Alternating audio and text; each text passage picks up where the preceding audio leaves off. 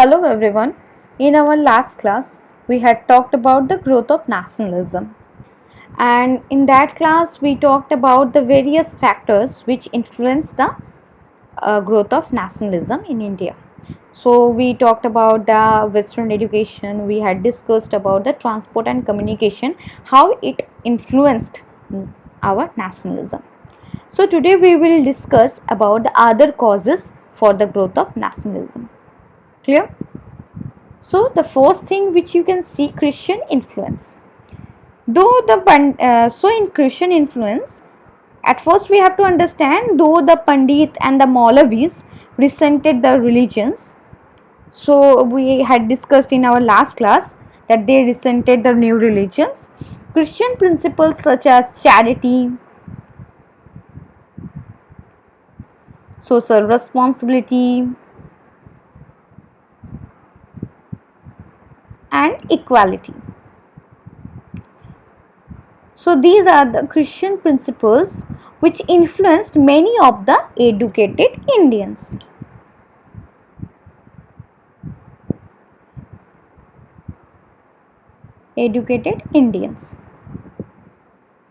They realized the cruelty of untouchability and other social practices such as child marriage and sati.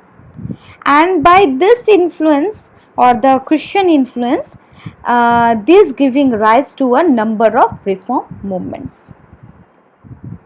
So by this Christian influence, it gives rise to various social reform movements. So there are few important social reform movements. The first one you can see, Brahmo Samaj, then Satya Shodhak Samaj and Muslim Reform Movement. These are the three most important movement which was influenced our growth of nationalism. So the first one is Brahmo Samaj, and we will talk about this one by one in details. So the first one is Brahmo Samaj. It was the founder of Brahmo Samaj was Raja Rammohan Roy. Here you can see the picture of Raja Rammohan Roy. He founded Brahmo Samaj in 1828. And what were the main objectives of Brahmo Samaj? Why he created or founded Brahmo Samaj? He founded Brahmo Samaj for basic few main objectives. What are the few objectives? To focus on monotheism or worship of one God. The Brahmo Samaj focused on monotheism. The Brahmo Samaj said that we should not worship many other gods. There is one energy, so we should focus on monotheism or worship of one God. And to emphasize on human dignity and disapproval of caste system. Means Brahmo Samaj disapproved the caste system, because for the caste system we were divided. The society was divided.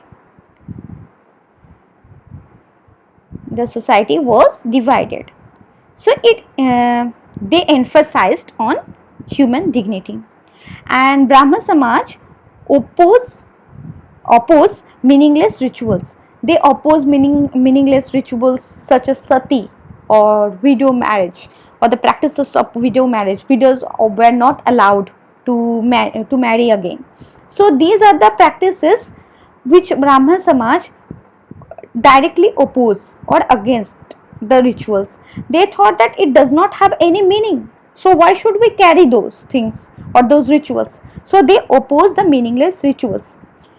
And to believe in the equality of all, particularly women. So they believe among the equality of all, particularly they also try to focus on to equality among women also, because the society was divided. That time the society was based on mainly patriarchal society. So in patriarchy, men are regarded as in a high position. So Brahmo Samaj tried to make the balance and focused on the equality in between women and men. They tried to focus that they tried to bring equality in the society and equality among man and woman, and to fight against sati and promotion of widow remarriage. So they fight against sati. Hopefully you know there was a practice which was called sati, and which was not a good practice, and they try to fight against it, and they promote widow remarriage. They emphasize on secular education. They believe that education should be secular. There should not be any religious values. Education, there should not be any religious sentiment or anything. They emphasize on the secular education and to believe in the Vedantic philosophy. They had believe in the Vedantic philosophy. And Raja Rahman Roy also felt that the European culture and education, means Western culture and education, had brought about considerable enlightenment and therefore had to be given a position of respect. So he support Western education system. So maybe one question will arise in your mind that if the Raja Rammohn Roy accepted the Western education system, then how it was helped in the growth of nationalism in India? So if you will see here, the monotheism, means he worshipped one god and he emphasized on human dignity, and he disapproved the caste systems, means he tried to united the people. He tried to make people or to create a platform where everyone is equal. So he united the people, and by uniting the people he influenced that people for the growth of nationalism. Clear? For that time Brahmo Samaj acted as like a reform movement. Next one is Satya Sodhak Samaj. So Satya Sodhak Samaj, it was Jyotiba Phule. Here you can see the picture of Jyotiba Phule, is revered as one of the most prominent figure in the history of social reform movements in India. He born in Satara district of Maharashtra, which is very nearby from Mumbai, and he revolted against the domination of Brahmins and worked very hard for and worked thoroughly for the rights of Sudras. So he made the organization which was called Satya Sodhak Samaj. So the organizations focused on liberating the lower caste from the tyranny of the upper caste, particularly the Brahman. Means this organization or this Samaj was focused on to upliftment of the Dalits or the lower caste. Before that we had seen that Brahman Samaj was focused on equality.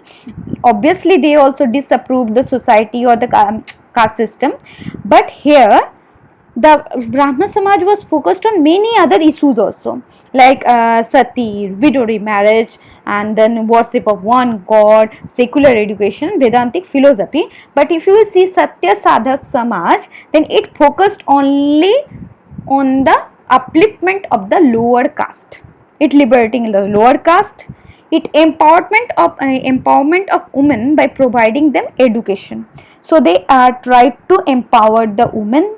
They highlighting the fact that enlightenment of the women and lower caste people was the only solution to combat the social evils. So here you can see by this third point only it's clear to you that women and lower caste, they focused only two part, women and lower caste, and seeking the intellectual and philosophical truth and spiritual understanding of society without any hierarchy.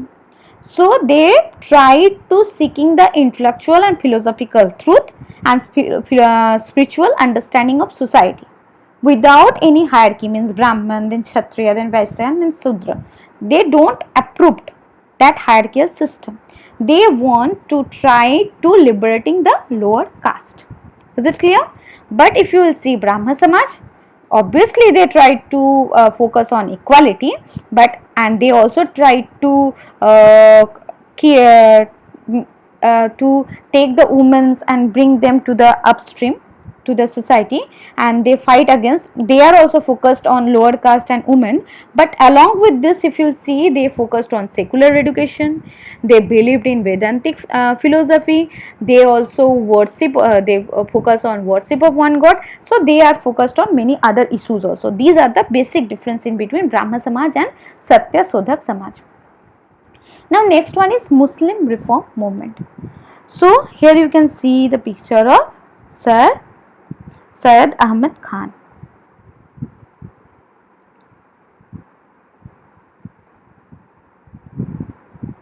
So the call for socio-religious reform was heard in other religious communities as well. The Muslim society was also ridden by religious orthodoxy, socio-economic backwardness and superstitions. The religious leaders and educationists among Muslims realized that education is an important medium to uplift and transform the social, political and economical conditions of their community and members. That time, the educated Muslim people or educated Muslim educationists or the leaders, they just understood that yes, education is the key factor. Education is the key factor by which you can uplift the society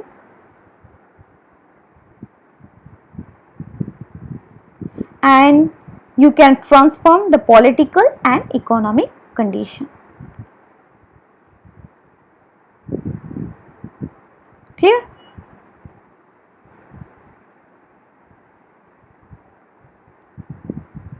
So if you will see, Syed Ahmad Khan in 1875, he established the Mohammedan Anglo-Oriental College, MAO,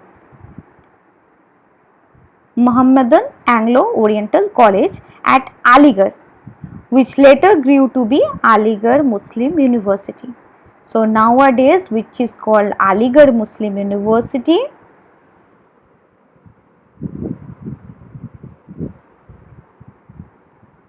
Before that, it was called Mohammedan Anglo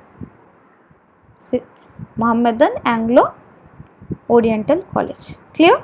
So it was established in the year of 1875. So here in he tried to bridge Syed Ahmad Khan. He tried to bridge modern scientific learning with Quranic learning. He focused on, if you will see, the three main factors: education of women, removal of Purdaha system and eradications of polygamy and easy divorce. Polygamy means there are many marriages, so that is called polygamy, and easy divorce. Like you know that triple talaq system which was abolished just before few years. So from that time he tried to eradicate polygamy and easy divorce system which was practiced in under the Muslim community, among the Muslim community. Clear? So these are the three most important reform movements. The first one is Brahma Samaj, second one Satya Sadhak Samaj, and third one is Muslim reform movement. So in Muslim reform movement, they just focused on the upliftment of the Muslim society or the Muslim community. And if you will see the Satya Sadhak Samaj, they focused on only to the upliftment of lower caste and the upliftment of the women. And the Brahma Samaj, if you will see, they never talked about any particular class or they never talked about the particular society. They tried to uplift all the section of the society and to promote equality among all the not that time citizens but all the peoples of India. So by this Brahma Samaj also united all the peoples because by promoting equality, and Satya Sodhak Samaj also by upliftment the lower caste, they also united the people, and by Muslim reform movement they also tried to uplift the society by promoting educations, and they tried to focus on to change the political that time current political, social and economic conditions. So For that purpose, they also tried to unite the people. So these three movements had a great influence on the growth of Indian nationalism. Is it clear? Now, there are some other important social reform movements. If you will see, Arya Samaj, which was founded by Swami Dayanand Saraswati in the year of 1875, Ramakrishna Mission by Swami Vivekanand in 1897, Prarthana Samaj by Atmaram Pandurang in 1867, Arya Mahila Sabha by Pandita Ramabai, Nirankari movement by Baba Dayal in 1850s, and there are many other reform movements. Clear? So today that's it. Thank you.